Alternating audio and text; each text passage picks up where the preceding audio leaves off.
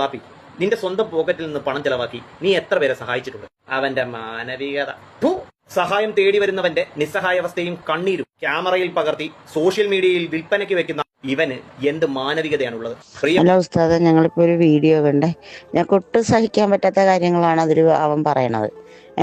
ഞങ്ങൾക്ക്, ഞാനും എൻ്റെ മോളും ആദ്യത്തെ പ്രാവശ്യം ഞാൻ തന്നെ വന്ന്, ഞാൻ ഒന്നും പ്രതീക്ഷിച്ചിട്ടല്ല വന്നെങ്കിൽ എൻ്റെ കടങ്ങൾ തീർക്കാനും എൻ്റെ വീട് കഴിഞ്ഞു പോകാൻ ഞാൻ ആത്മഹത്യ വയ്ക്കുന്നതാണ് ഉസ്താദ് എന്നെ രക്ഷിച്ചത്.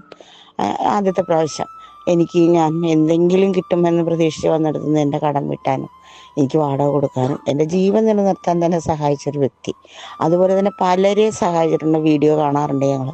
ആരുടെ മുഖം കാണിച്ചുകൊണ്ട് ഉസ്താദിന് വേറെ വൃത്തികെട്ട വർത്തമാനങ്ങൾ പറയേ ഒന്നും ചെയ്തുകൊണ്ടല്ല ഞങ്ങൾക്കൊക്കെ ചെയ്തത്. ഉസ്താദ് കൊണ്ട് വിഷമിക്കണ്ട. പിന്നെ അവൻ പറയുന്നത്, ഇവന്മാരെ പോലുള്ള ആളുകൾ നമ്മളൊരു സഹായം ചോദിച്ച ഉടനെ പറയുന്ന കാര്യം എന്താണെന്നറിയാവാ? രാത്രിക്ക് വരുവാ, വീഡിയോ കോൾ കാണിച്ചതാ. ഇതൊക്കെ പറയുന്നവന്മാരാണ് ഉസ്താദിനോട് ഈ വക ചരിത്രങ്ങൾ പറയുന്നത്. ഉസ്താദ് ഇപ്പം തന്നെ ഞാൻ എൻ്റെ ജീവിതത്തിൽ ഞാൻ ഓർക്കാത്തൊരു കാര്യമാണ് ഈ കരുതുകൊണ്ട് ഭൂമി.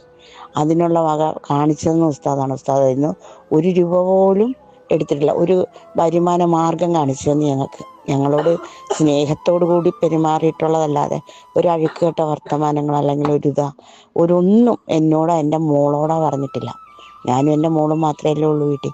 ഞങ്ങളോട് പറഞ്ഞിട്ട് അതുപോലെ തന്നെ പലരും ഉസ്താദിനെ കുറിച്ച് പറയുന്നത് എല്ലാം നല്ല കാര്യങ്ങൾ തന്നെയാണ്. അറിയാമോ?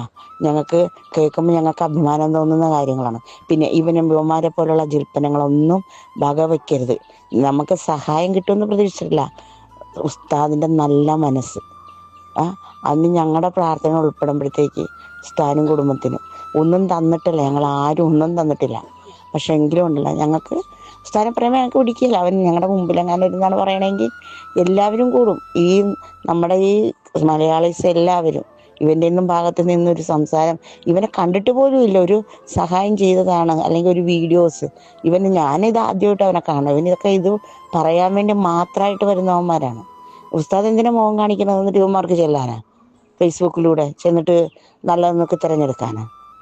അതിൻ്റെ ഒന്നും ആവശ്യമില്ല. അതുകൊണ്ട് ആ പരനാറി പറയുന്ന, ഞാനിങ്ങനെ പറഞ്ഞതിൽ ഉസ്താദ് ഇത് വിചാരിക്കരുത്. ആ പരനാറി ചെറ്റ പറഞ്ഞതിൽ ഉസ്താദ് വിഷമിക്കരുത്. ഒരു കാരണവശാലും വിഷമിക്കരുത്. ഇത് ഞാൻ ഉസ്താദ് പറഞ്ഞുകൊണ്ട് സമാധാനിപ്പിക്കാനായിട്ടതല്ല കേട്ടാ. ഇത് ഞങ്ങളുടെ മനസ്സിൽ നിന്നുള്ള കാര്യങ്ങൾ പറഞ്ഞതാ. അത് എവിടെ വേണേലും ഈ വോയിസ് ഇട്ടോ, ആര് ചോദിച്ചാലും ഞാനത് അതേപോലെ പറഞ്ഞോളാം.